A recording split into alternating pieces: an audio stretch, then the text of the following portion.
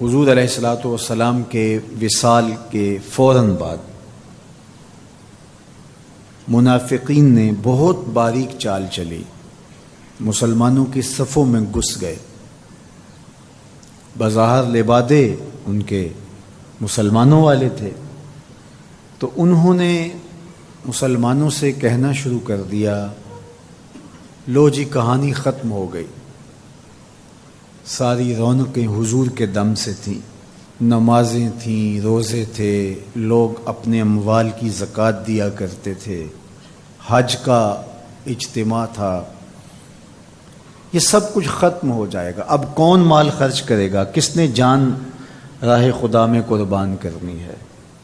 کوئی سحر کے وقت اٹھ کے کیوں مسجد میں آئے گا؟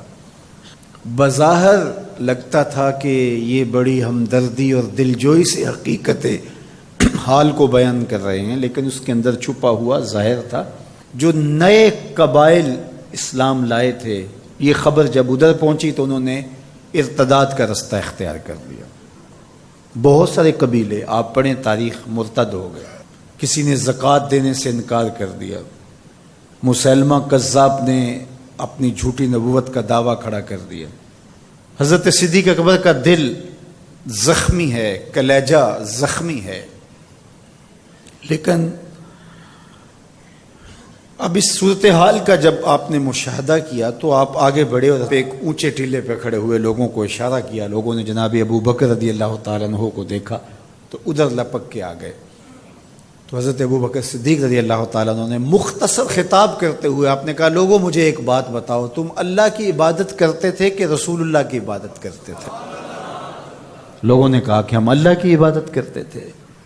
تو کہا کہ اگر تو تم رسول اللہ کی عبادت کرتے تھے تو حضور وصال کر گئے، اور اگر تم اللہ کی عبادت کرتے تھے تو وہ آج بھی حی ہے، لا یموت ہے، اسے موت ہے ہی نہیں۔ پھر کہا، جس دین کے لیے میرے اور آپ کے آقا و مولا نے اپنی ساری زندگی لگا دی، کیا حضور کے وصال کر جانے کے بعد تم اس دین کو چھوڑ دو گے؟ تو لوگوں نے کہا، کیوں چھوڑیں گے؟ تو کہا، پھر اٹھو اور دین کا جھنڈا لے کے پوری دنیا پہ چھا جاؤ۔ تو آپ نے لوگوں کو سنبھالا۔ تو حضرت عبداللہ ابن مسعود رضی اللہ تعالیٰ عنہ فرماتے ہیں کہ اگر حضرت ابو بکر رضی اللہ تعالیٰ عنہ کے ذریعے سے اللہ ہمارے اوپر احسان نہ کرتا تو ہم ہلاک ہو جاتے۔ اس امت کو بکھرنے سے بچایا ہے، شیرازہ متحد رکھا ہے، تو وہ ذات سیدنا صدیق اکبر رضی اللہ تعالیٰ عنہ۔ اور حضور یہ سارے اشارے دے کر گئے تھے۔ ایک خاتون آئی، کوئی کام تھا اس کو، اس نے کہا، تو حضور نے فرمایا پھر آنا۔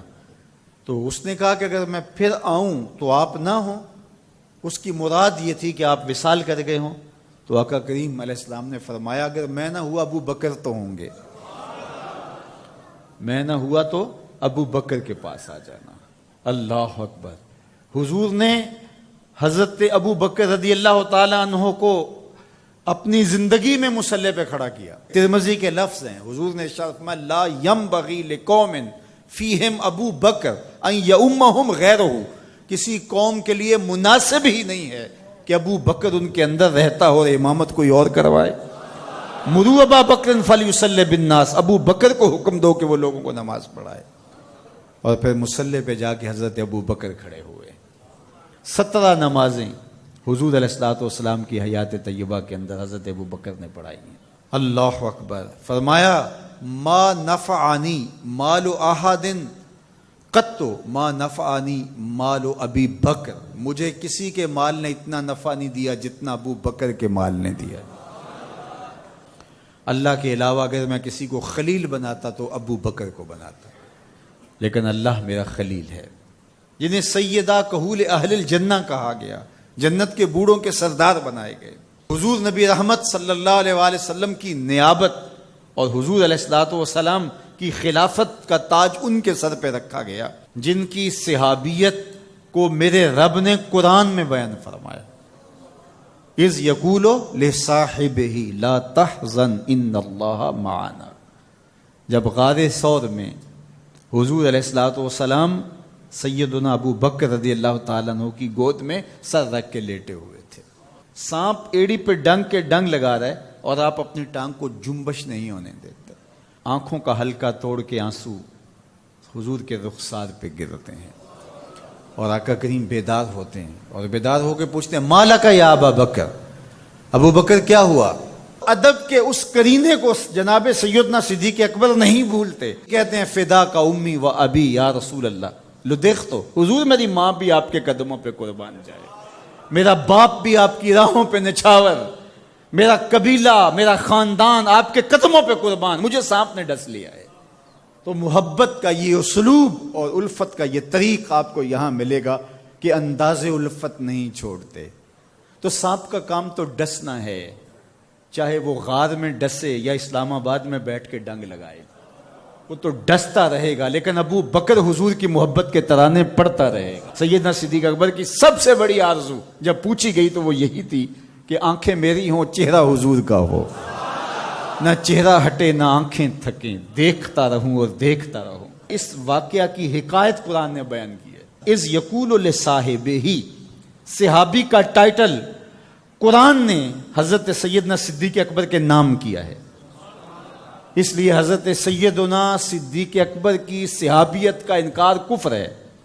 جو حضرت صدیق اکبر کو کافر کہتا ہے وہ خود کافر ہے، اس لیے کہ ان کا ایمان، ان کا اسلام اور ان کی صحابیت قرآن کی قطعی نص سے ثابت ہے اور ان لفظوں کے ساتھ ثابت ہے۔ اذ یقول لصاحبہ لا تحزن، کہا گھبرانے کی ضرورت نہیں، ان اللہ معنا، اللہ ہمارے ساتھ ہے، اللہ ہمارے ساتھ ہے۔ اور پھر کہا وَالثَّانِي اثْنَيْنِ اذ هُمَا فِي الْغَارِ، دو میں سے دوسرا، اللہ اکبر، اللہ نے دو میں سے دوسرا کہا ہے، یہ شان ہے سیدنا صدیق اکبر جو ثانی اثنین ہیں غار میں۔ اللہ اکبر، یار کہتے ہیں حضور کا سایہ نہیں تھا، لیکن جناب ابو بکر سائے کی طرح حضور کے ساتھ رہے، قبر کے بھی ساتھی، بدر کے بھی ساتھی، سفر کے بھی ساتھی، حضر کے بھی ساتھی۔ تو حضرت صدیق اکبر رضی اللہ تعالیٰ عنہ کی صحابیت قطعی نص سے ثابت ہے، اور سیدنا صدیق اکبر رضی اللہ تعالیٰ عنہ حضور علیہ الصلوۃ والسلام کے خسر ہیں۔ حضرت سیدنا صدیق اکبر رضی اللہ تعالیٰ عنہ کا دایاں ہاتھ حضور نے اپنے ہاتھ میں پکڑا ہے اور بایاں حضرت عمر کا ہاتھ پکڑا ہے، اور حضور ایسے مسجد نبی سے باہر نکل رہے ہیں اور کوئی شخص داخل ہوا تو فرمایا قیامت کے دن ہم ایسے ہی اٹھائے جائیں گے، دائیں ہاتھ میں ابو بکر کا ہاتھ ہوگا، بائیں ہاتھ میں عمر کا ہاتھ ہوگا۔ اللہ اکبر، یہ ہیں حضرت ابو بکر رضی اللہ تعالیٰ۔ جو بدبخت سیدنا صدیق اکبر رضی اللہ تعالیٰ عنہ کے ایمان پہ شک بھی کرے وہ مومن نہیں رہتا۔ یہ وقت بھی آنا تھا ہمارے اوپر کہ پاکستان کے دارالحکومت میں کھڑے ہو کر کے سیدنا صدیق اکبر رضی اللہ تعالیٰ عنہ کے بارے میں ایسے نازیبہ کلمات کہے جانے تھے، استغفر اللہ، العیاذ باللہ۔ حضور علیہ الصلوۃ والسلام نے ارشاد فرمایا اذا رأیتم الذین یسبون صحابی فقولوا لعنۃ اللہ علی شرکم۔ عبداللہ ابن عمر سے روایت ہے، حضور نے فرمایا اگر تم کچھ لوگوں کو دیکھو کہ میرے اصحاب کو گالی دیتے ہیں اور تم کہو تمہاری شر پہ اللہ کی لعنت ہو، یہ حضور نے حکم دیا ہے کہ یہ اس کے جواب میں کہو۔ اور ایک حدیث کے لفظ ہیں، حضور علیہ السلام نے ارشاد فرمایا من سب اصحابی فعلیہ لعنت اللہ والملائکۃ والناس اجمعین، جو میرے اصحاب کو گالی دے اس پر اللہ کی بھی لعنت، فرشتوں کی بھی لعنت اور تمام مخلوقات کی بھی لعنت۔ تو یہ ملعون جو حضرت سیدنا صدیق اکبر اور دیگر اصحاب کو بھونکتے ہیں اور ان کے بارے میں نازیبہ کلمات کہتے ہیں، ان کی شر سے اس ملک کو پاک کرنا چاہیے۔ چنگاری جب بھڑکائی جاتی ہے تو پھر پورے شہر جل جاتے ہیں۔ 7-8 سال قبل کی کہانی ہمیں یاد ہے کہ کیا دردناک لمحات ہوتے تھے، روزانہ لاشیں اٹھانی پڑتی تھی، وہ ایسے ہی ناعاقبت اندیش لوگوں کی وجہ سے ہوا۔ اگر اداروں نے اس میں تساہل برتا، سستی سے کام لیا، یا کسی شخص کی خوشنودی کے لیے انہوں نے پسو پیش کیا تو یا معاملے کو گول مول کرنا چاہا تو حالات کنٹرول میں نہیں رہیں گے۔ یہ بھڑکائی ہوئی آگ ملک کو خاکستر بنا سکتی ہے۔ اللہ میرے وطن کی حفاظت فرمائے۔ یہ ملک قربانیوں سے حاصل کیا گیا ہے اور اس کے امن کو بحال کرنے کے لیے ہمارے اداروں نے بہت محنت کی ہے، بہت لوگوں نے قربانیاں دی ہیں۔ تو ایسے ناہنجار لوگوں، ایسے بدبخت لوگوں کو فوراً قانون اپنی گرفت میں لے، اور ایسے بد زبانوں کو لگام دینی چاہیے کہ جو اصحاب رسول کو بھونکتے ہیں اور اتنے سخت جملے کہتے ہیں۔ معاذ اللہ سیدنا صدیق اکبر کو کافر کہا جائے گا؟ جو صدیق میرے نبی کے دل کا چین ہے، جو اسلام کی بہار ہے۔ عبداللہ ابن مسعود فرماتے ہیں ہم بچے ہی ابو بکر کی وجہ سے تھے، ورنہ ہلاک ہو جاتے۔ جس ابو بکر رضی اللہ تعالیٰ عنہ کو حضور نے مصلی پہ کھڑا کیا، جس ابو بکر رضی اللہ تعالیٰ عنہ پہ اتنا اعتماد تھا کہ ہجرت والی رات ان کا انتخاب کیا، حضرت سیدنا عمر رضی اللہ تعالیٰ عنہ نے حضرت ابو بکر رضی اللہ تعالیٰ عنہ کا ذکر کیا اور رو پڑے اور کہا کہ ابو بکر میری زندگی کی ساری نیکیاں لے لے اور غار والی ایک نیکی مجھے دے دے۔ اور پھر کہا کرتے تھے کہ کاش کہ میں ابو بکر کے سینے کا بال ہوتا۔ ابن جوزی نے لکھا ہے کہ ہمارے بزرگ اور اسلاف جو تھے وہ ابو بکر و عمر رضی اللہ تعالی عنہما کی محبت اپنی اولاد کو یوں سکھایا کرتے تھے جیسے قرآن کی آیتیں سکھائی جاتی۔ ان کی محبت اولادوں کے سینوں میں راسخ کیا کرتے تھے۔ معمولی سی میل بھی سیدنا صدیق اکبر کے بارے میں برباد کر دیتی ہے۔ اللہ کے نبی کا ہر صحابی با کمال ہے، لیکن ابو بکر ہے۔ جے شک ہووی تے چل مدینے، جے شک ہووی تے چل مدینے، آ ویخ لے جوڑ مزاراں دا، بن یار نبی دیاں یاراں دا۔ تو ان سے ہماری محبت کا رشتہ استوار ہے۔ تو جس شخص نے بھی یہ جملہ کہا ہم اس کی مذمت کرتے ہیں۔ مذمت تو لفظ بہت چھوٹا ہے، اس کو قرار واقع سزا دیجئے۔ وہ بدترین انسان ہے روئے زمین پہ، اور اس سے کوئی روح رعایت نہ رکھی جائے تاکہ آئندہ ایسے راستے بند ہو۔ اداروں کو اس پر فی الفور نوٹس لینا چاہیے قبل اس سے کہ حالات ہاتھ سے باہر نکل جائیں اور بے قابو ہو جائیں۔